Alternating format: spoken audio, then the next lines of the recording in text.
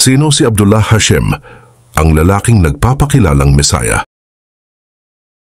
Now, O Christians in the East and the West, hear me and obey. I am a messenger sent to you from Jesus Christ, alayhi salam. Paul is false and led you astray. The church is corrupt and no longer upholds the law of God, nor does it defend the oppressed. The papacy has been stolen and the rightful heir has been pushed aside. There is no one else but me that you are obliged to obey. May God be a witness that I have proclaimed. Kamakailan lang ay nag-viral sa social media ang isang lalaki matapos niyang magpakilala na siya ang Mesaya. Agad namang pinutakti ng mga netizens ang nasabing video at umani ng samot-saring komento. Siguradong mabubulabog ang buo mong pagkatao pag nalaman mo na bukod kay Jesus ay sinabi din niyang tagapagmana din siya ni Muhammad at Simon Pedro. Sino nga ba ang bagong leader na ito na lumitaw at inangkin ang mga titulong Qaim al-Muhammad, ikalawang Mahdi at tunay na Papa? At bakit naniniwala ang kanyang mga tagasunod na siya ang Mesaya ng ating panahon? Kung gusto mo ang ganitong klase ng content, ay huwag kalimutang like ang video at mag-subscribe sa ating channel para lagi kang updated sa mga bago naming uploads. Tara, at ating alamin kung sino si Abdullah Hashem, ang lalaking nagpakilalang Mesaya. Ang kwento ay nagsimula sa Basra, Iraq noong huling bahagi ng 1990s. Si Ahmed Al-Hassan na isang Iraqi ay sinabing siya ay nakipagkita sa ika-12 imam, si Muhammad Al-Mahdi, at inatasang ipalaganap ang kanyang mensahe.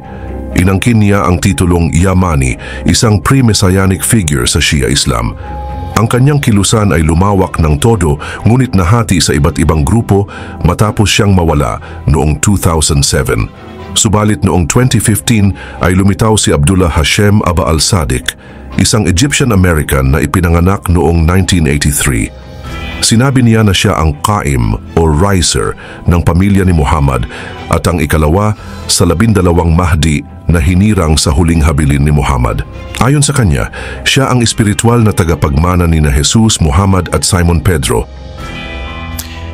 I am Abdullah, the successor of Imam al-Mahdi alayhi salam, the successor of the Comforter Ahmed, the successor of Simon Peter, the successor of Muhammad, the successor of Jesus Christ. I am the true and legitimate Pope. Ang Ahmadi Religion of Peace and Light na pinamumununan ni Abdullah Hashem Aba al-Sadiq ay isang bagong relihiyosong kilusan na konektado sa 12-er Shia Islam. Sa mga hindi pamilyar, ang 12-er Shia Islam na kilala rin bilang Ithna Ashariya ay ang pinakamalaking sekta ng Shia Islam at isa sa mga pangunahing sangay ng Islam, lalo na sa Iran, Iraq, Lebanon at ilang bahagi ng Pakistan at Afghanistan. Naniniwala sila na ang ika-12 imam ay bumalik na at ang kanilang kilusan ang bagong relihiyon na ipinangako sa mga huling panahon. Ang kanilang mga pangunahing kasulatan ay kinabibilangan ng The Goal of the Wise, The Mahdi's Manifesto, The Divine Jurisprudence.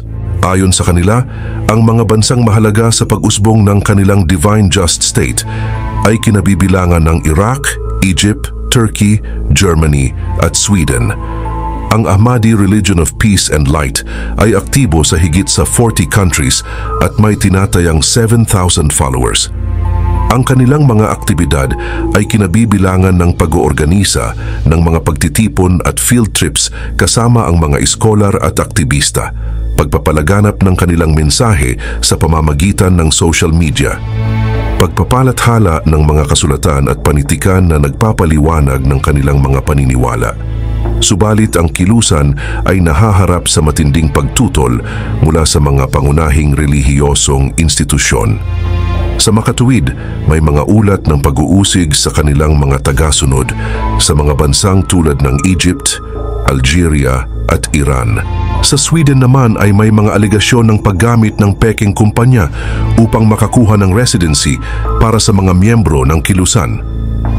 Ayon sa Ahmadi Religion of Peace and Light, ang kanilang layunin ay ang pagtatatag ng isang divine just state na magbibigay ng relihiyosong kalayaan at pagkakapantay-pantay. Ang estado na ito ay pamumunuan ng 12 Mahdi at magkakaroon ng opisyal na wikang Ingles. Patuloy silang nagpapalaganap ng kanilang mensahe at naghahanda para sa mga susunod na hakbang sa kanilang misyon.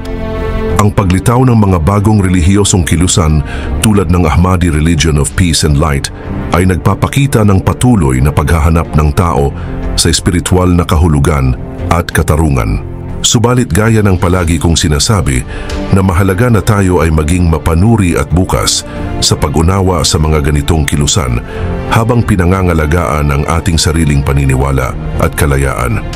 Mga kapatid, sa dami ng naglipanang relihiyosong grupo at mga taong nagsasabing sila ang pinili ng Diyos, lagi nating tandaan, hindi lahat ng nagpapakilalang tagapagligtas ay totoo. Hindi lahat ng gumagamit ng banal na kasulatan ay nasa katotohanan. Sa kaso ng Ahmadi Religion of Peace and Light, makikita nating may masalimuot na halo ng doktrina, guni-guning kapangyarihan at mga pahayag na lumilihis sa tunay na aral ng pananampalataya, mapa-Islam man o Kristyanismo. Kapag ang isang tao ay nagsimulang ituring ang sarili bilang Diyos, Mesaya o pinakadakilang propeta, dapat na tayong maging mapanuri at mag-ingat. Hindi lahat ng liwanag ay galing sa langit. Minsan, ang liwanag ay panlinlang at nagdadala ng kadiliman sa puso ng tao. Kaya bago tayo sumunod, bago tayo maniwala, bago tayo magpakatali sa isang kilusan, kilalanin muna natin ang puno at bunga.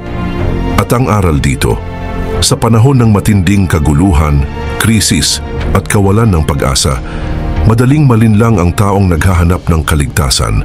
Kaya huwag mong isusuko ang iyong isipan at puso sa sino mang tao kahit pa magpakilala siyang banal hanggat hindi mo sinusuri ito sa gabay ng banal na kasulatan, konsensya at katotohanan.